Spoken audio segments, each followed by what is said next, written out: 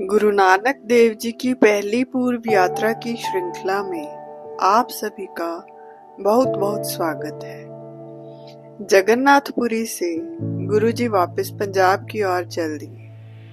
कुछ इतिहासकारों का मानना है कि इसके बाद वह सीधे दक्षिण की तरफ चले गए थे, परंतु इसका कोई ठोस प्रमाण नहीं है। गुरु जी चलते हुए नर्मदा नदी के किनारे अमरकंटक पहुंचे, जहां उनकी याद में गुरुद्वारा मुक्त द्वार सुशोभित है। ऐसा माना जाता है कि गुरु नानक देव जी यहाँ भक्त कबीर जी से मिले थे।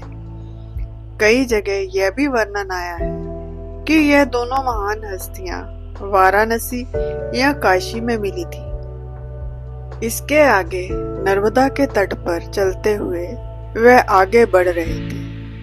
रास्ते में एक घाट आता है जिसे गवारी घाट कहते हैं। केवल यही एक स्थान है जहां से नदी पार की जाती थी। नदी के उस पार दूसरे घाट पर शरभंग ऋषि रहते थे, जो कि काफी लंबे समय से तपस्या कर रहे थे। उनका झुकाव कर्मकांड की तरफ अधिक था। लंबी उम्र और लंबी तपस्या के बाद भी उन्हें बंदगी में रस प्राप्त नहीं हुआ था।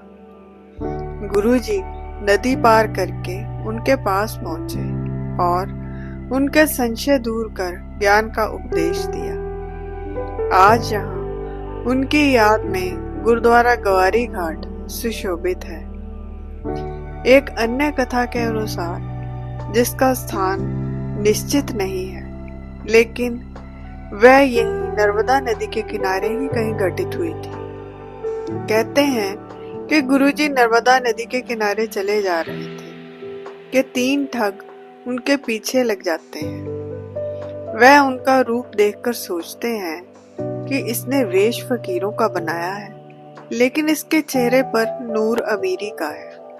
जरूर इसके पास काफी धन है, जिसे छुपाने के लिए इसने फकीर का वेश बना लिया है। यह सोचकर 3 दिन वह उनका पीछा करते रहे। कहते हैं ध्यान का हम पर बहुत प्रभाव पड़ता है। जिसका हम ध्यान करते हैं, हम वैसे ही बन जाते हैं। यहाँ पर अनजाने में ही उन ठगों ने गुरुजी का ध्यान लगातार किया। गुरुजी जहाँ बैठकर कीर्तन करते, वह ठग उसे सुनते। तीसरे दिन हिम्मत करके वह गुरुजी के सामने आए और कहा, जो कुछ भी तुम्हारे पास है निकालकर सामने रख दो। यह सुन गुरु नानक देव जी मुस्कुराए। उन्होंने भाई मर्दाना जी को रबाब बजाने के लिए कहा और धनासरी राग में एक शब्द गाया, जो कि श्री गुरु ग्रंथ साहिब जी के अंक 689 पर अंकित है, जिसका अर्थ है, एक औरत माया के मोह में अपने प्रभु पति को त्याग देती है। यह उसके मस्तक पर लिखे पुराने लेख के कारण है कि उसने अपने पति परमेश्वर को पहचाना नहीं। उसे यह नहीं पता कि मृत्यु के बाद उसके साथ क्या होना है, और अपना जीवन अच्छा नहीं बनाती। जब समय बीत जाता है, अर्थात अंत समय आता है, तो अपने अवगुणों को याद कर करके रोती है। धन, जवानी और अर्क की छाया, यह बहुत थोड़े समय के लिए रहने वाले हैं, और वृद्धावस्था में अपने पति परमेश्वर को भूलकर बहुत पछताती है। यह शब्द सुनकर ठग दंग रह जाते हैं। उन्हें यह यकीन हो जाता है कि यह तो सच में कोई महापुरुष है।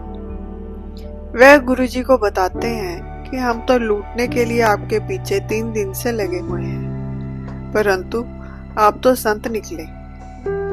गुरुजी तब भाई मर्दाना जी से कहते हैं कि हम इन्हें खाली नहीं भेजेंगे। इन्हें कोई ऐसी चीज दें जो इनको संसार के भव सागर से पार उतार दे। ये तो ऐसे ही छोटी छोटी लूट के पीछे पड़े हैं। फिर गुरुजी उन ठगों को अंतर का रस प्रदान करते हैं और उनके लिए प्रभु से जोड़ देते हैं। वह ठग फिर बुरे कामों को छोड़कर सीधे रास्ते पर चल पड़ते हैं। आज के लिए बस इतना ही। फिर मिलेंगे एक नई वीडियो के साथ। तब तक के लिए विदा। आपको ये वीडियो कैसी लगी कमेंट सेक्शन में ज़रूर बताइएगा। लाइक, सब्सक्राइब और शेयर करना ना भूलें। अनजाने में हुई किसी भी भूल के लिए हृदय से क्षमा और मेरी इस वीडियो को अपना अमूल्य समय देने के लिए आप सभी का बहुत बहुत धन्यवाद।